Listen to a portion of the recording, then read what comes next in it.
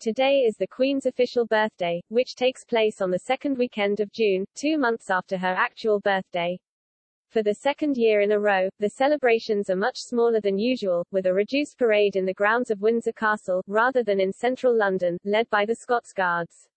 Usually, Trooping the Colour has over 1,400 soldiers, 200 horses and 400 musicians who walk down the Mall to Horse Guards Parade. What's more, the extended royal family all appear on the balcony of Buckingham Palace and watch the flypast.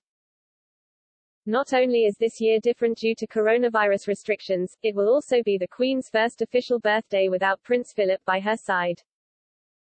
While he did not attend in person the last few years of his life, he was still around for the Queen to talk to whenever she needed him.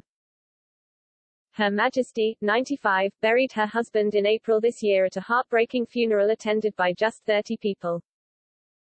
Instead of having the Duke of Edinburgh by her side, the Queen chose her cousin, the Duke of Kent, to attend this year's ceremony. This is in large because the Duke is a colonel of the Scots Guards, who will be the star of the show in this year's parade. The Queen's colour of F Company Scots Guards will be trooped this year. Prince Edward is the Queen's first cousin, the son of Prince George, Duke of Kent, who was the younger brother of King Edward VIII and her father King George VI. While Edward may be fulfilling a military role today, there is also a heartbreaking link to Prince Philip hidden in his presence at the event. The Queen and the late Duke of Edinburgh actually first met at the wedding of Edward's parents, Prince George, Duke of Kent and Princess Marina of Greece and Denmark. Prince Philip was Princess Marina's cousin, both belonging to the Greek and Danish royal families. This means the Queen and Philip were distant relatives, both being great-great-grandchildren of Queen Victoria and were just children at the time. This would have been the first time they crossed paths, the Queen aged 8 and Philip aged 12. However, their romantic entanglement did not start until many years later, of course.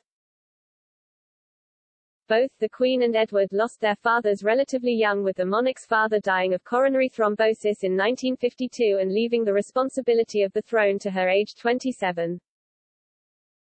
However, the Duke of Kent was even younger when his father died in a military air crash 10 years before in 1942.